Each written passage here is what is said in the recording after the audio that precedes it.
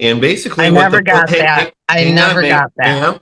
Ma'am, you need to stop talking while the court's talking. This law firm has done nothing but harass me. I am here under duress. I live on Social Security. I will be 69 years old in the fall. Of somebody trying to sell me no, I'm not going to Medicare. tell you. No, I'm Ma'am, I'm finished. not gonna- I want to speak. Wow. You're taking advantage of somebody that's not being represented by an attorney under maritime law. I'm representing myself under the power and the attorneys of Jesus Christ. Good luck to you guys with Donald J. Trump. Maritime law is going bye-bye. This judge and this citizen had a violent disagreement in court today, and this 69-year-old woman is acting like a baby because she owes over $900 on her credit card, but claims she doesn't have to pay it. She's done this 3 times in court. The first 2 were for thousands of dollars and were dismissed. How did that happen? Last I checked, declaring oneself above the WW doesn't make it true. Let's examine this case and see this sovereign citizen eliminated. Is counsel here for the plaintiff? Yes, Judge Hillman, Cezanne Barda. Well, you're an attorney, sir? Yes, sir. Oh, okay. All right. I couldn't tell based on the way you're dressed. We do expect lawyers to wear ties and suits for court proceedings, Mr. Barda. Yes, Your Honor, I completely apologize. There are 2 attorneys that handled our docket via Zoom today. Both failed to appear. I don't know why, and now I'm scrambling. I apologize. Okay. All right. Is Ruth Conway present? Yep. Okay. Good afternoon. All right. So this is plaintiff's motion for summary disposition.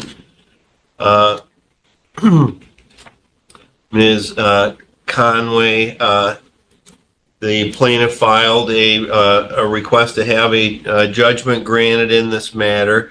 Mr. Barda, do you wish to proceed? Yes, Your Honor. Our motion is based on MCR 2.116 C9 C10. We don't believe there's a genuine issue of material fact to move forward to trial. This is a straightforward collection matter whereby it was original creditor of Credit One Bank. LVNB purchased that, and all the chain of title and bill of sale documentation is attached to our motion. We also have billing statements showing charges made and payments made, which comports with the account stated theory in the state of Michigan. The address on those billing statement matches the same address where the proof of service went for this file. And we also have an affidavit from our client stating how much is owed at this time. Defendant not only failed to file a response to our motion for summary disposition, but also failed to file a counter affidavit, which is required by court rule. And even looking at her answer, all she states is she doesn't believe that this is her debt. I believe that plaintiff has provided proof and has established that this account was the defendant's, and I don't believe there's been there hasn't been a defense raised to be able to prevail at this time. Plaintiff respectfully requests that our motion for summary disposition be granted. Okay. All right, Ms. Conway. So I have this motion for summary disposition that was filed by the plaintiff back on December 17th. I don't have any written response that was filed by you. I see you're holding up some kind of a receipt. I don't know what that's a receipt for, but we did receive your answer to the complaint. What date is on that receipt that you're holding up, ma'am? October 29th. Okay, so I think you're referring to your answer to the complaint that you filed in this matter, which was dated, let's see, which is dated October 28th. So I'm guessing that what you're holding up is verification that you filed an answer to the complaint.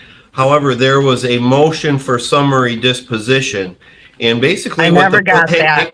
I never got that. I'm calling PS because the plaintiff actually has her address, so there's no chance she didn't get it. Unless your mailbox is on a black hole, mail doesn't disappear. Be honest, This woman is 69.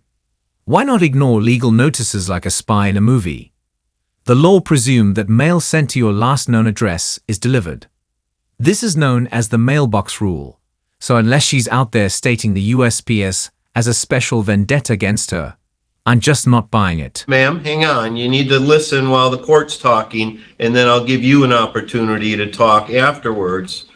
So there was a motion for summary disposition. That's a request for a judgment, and it has an affidavit attached to it, and it has bills showing that you had a Credit One credit card and that you had made certain charges. It looks like there's charges to Meyer, and Mason. There's charges to the city of Mason on the credit card, Dollar Tree, and Celebration Cinema.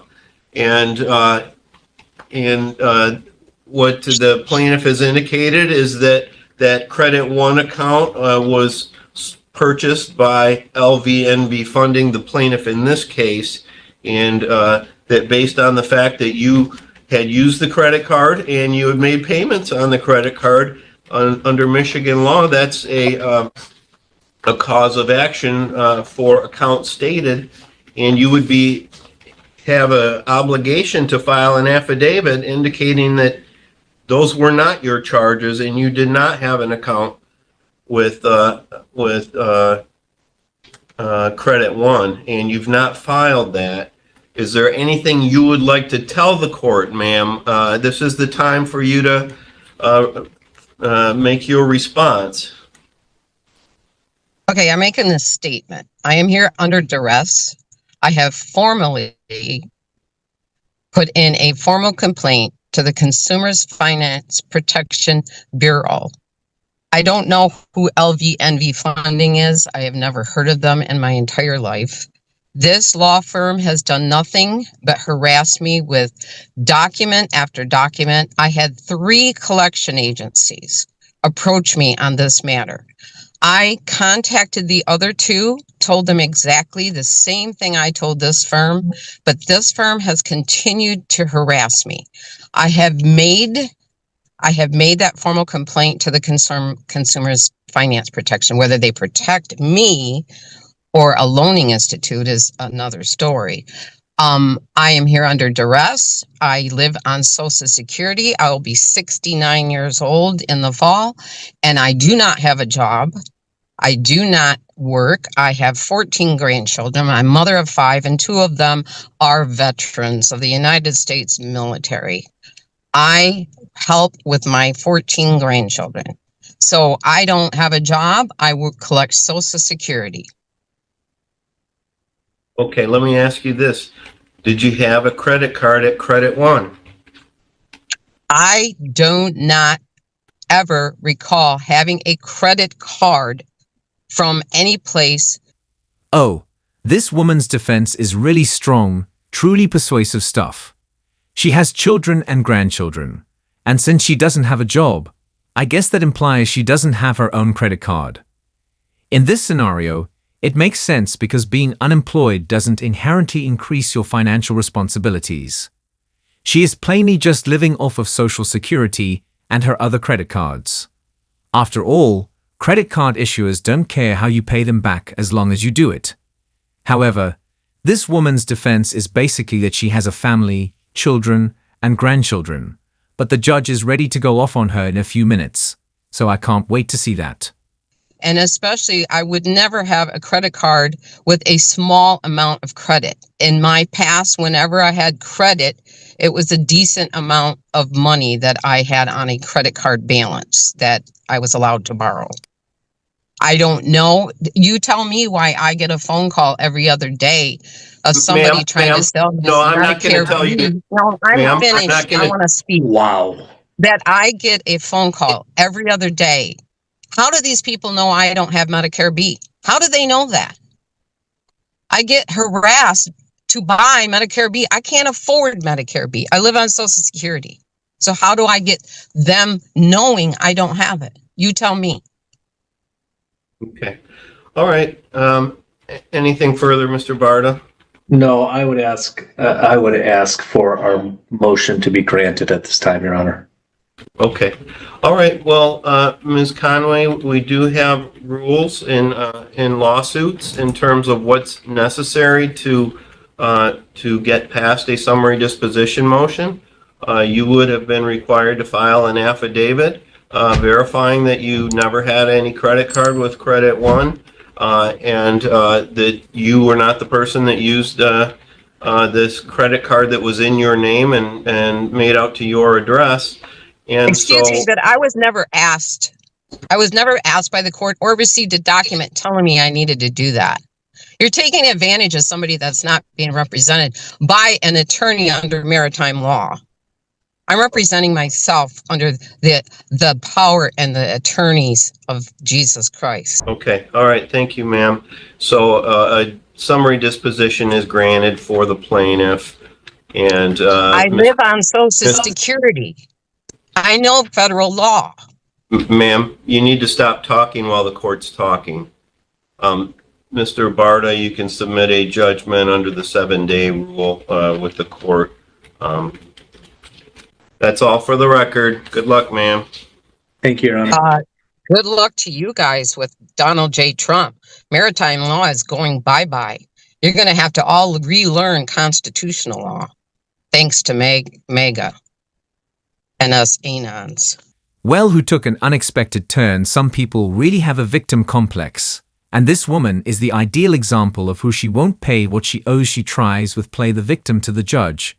And now she's somehow crying about Donald Trump like, ma'am, what does that have to do at items in this courtroom right now? I don't even recognize what she's talking about. And honestly, I don't think she does either. I mean, I'm not also into politics either, but how just sounds so stupid to me.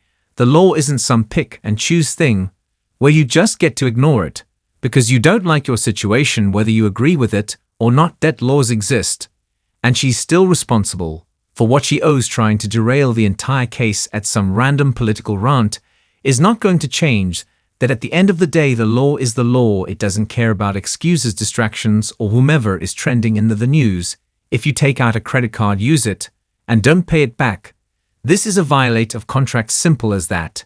And judges have seen every single excuse in the book, so pulling the woe is me act isn't going to magically erase her debt. She signed for it, she used it.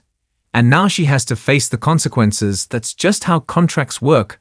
I know these sovereign citizens don't like contracts, but she literally signed out for one when she got that credit card. But hey guys, let me know what you guys think. I'm going to wrap it up here. Do you think she was really confused here?